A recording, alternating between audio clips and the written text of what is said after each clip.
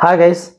మనలో చాలామంది కార్ కొనాలనుకున్నప్పుడు ఎలాంటి కార్ కొనాలి అనేది ఒక కన్‌ఫ్యూజన్ ఉంటది.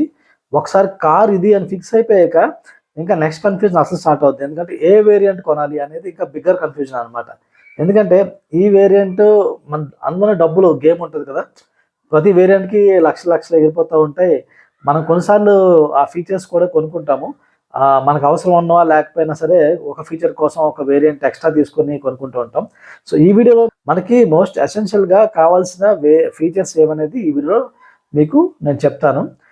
సో, గైస్ నేను మీ కార్ మామ ఛానల్‌కి ఫస్ట్ టైమ్ వచ్చినట్లయితే గనుక సబ్స్క్రైబ్ చేసుకోండి. అండ్ ఈ వీడియో చేయడానికి చాలా ఎఫర్ట్ పట్టింది. ఒక్క లైక్ బటన్‌తో నన్ను ఎంకరేజ్ చేయండి. So, first thing I will come to the features one by one. First వచ్చేసి కొన్ని కార్స్ బేస్ మోడల్స్‌లో మనకి ఓన్లీ కీతో మనకి కార్‌ని అన్‌లాక్ చేయడానికి ఉంటదనమాట.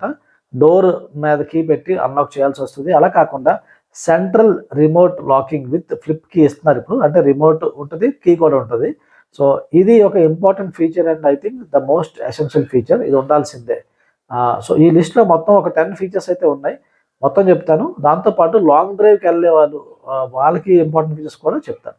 తర్వాత ఎలక్ట్రికల్లీ అడ్జస్టబుల్ ఓఆర్‌వీఎమ్స్. ఓఆర్‌వీఎమ్స్ అంటే ఆప్టికల్ రియర్ వ్యూ మిర్రర్స్.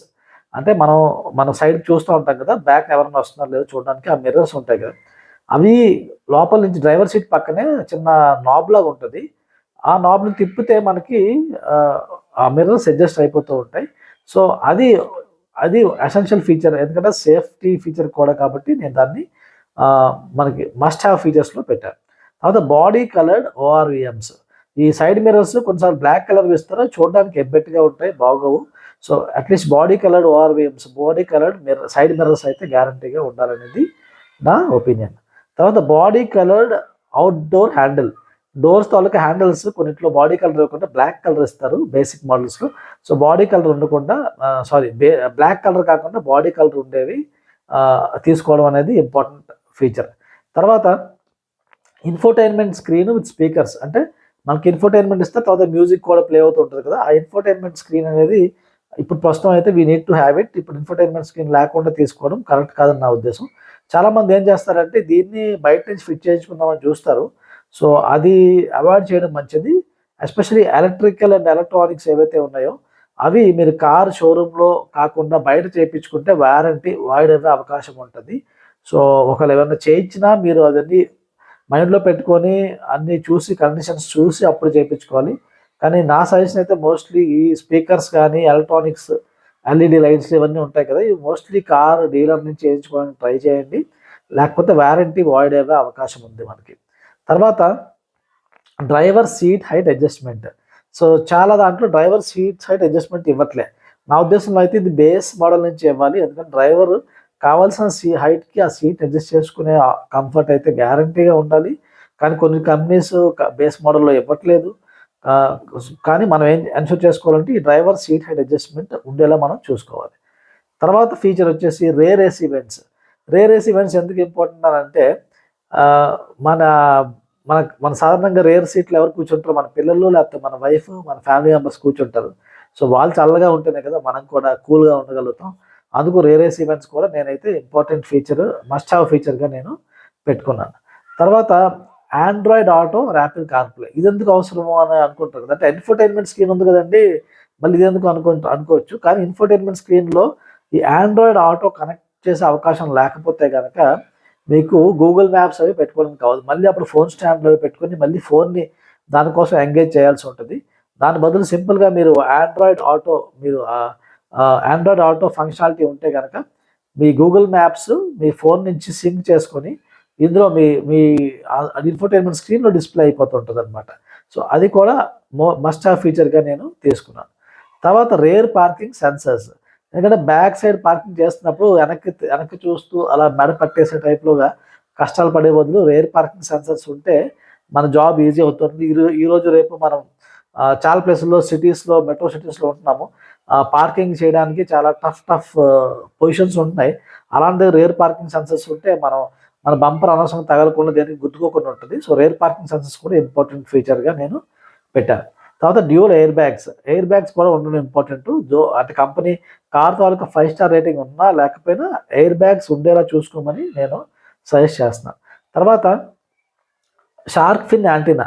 ఇది ఎందుకు ఉండాలి బాస్ అంటే, ఓకే ఇది ఉండకపోయినా నా ఉద్దేశంలో ఉంటే కొంచెం బెటర్ అనిపిస్తుంది. ఎందుకంటే లుక్స్ బాగుంటాయి. తర్వాత ఆ యాంటీనా ఇలాగా కర్ర పుల్ల ఏలాడుతుంటే అదొక విచిత్రంగా ఉంది చూడడానికి. కాబట్టి నేనేమనుకుంటానంటే షార్క్ ఫిన్ యాంటీనా కూడా ఉంటే బెటర్ అని నా ఉద్దేశం.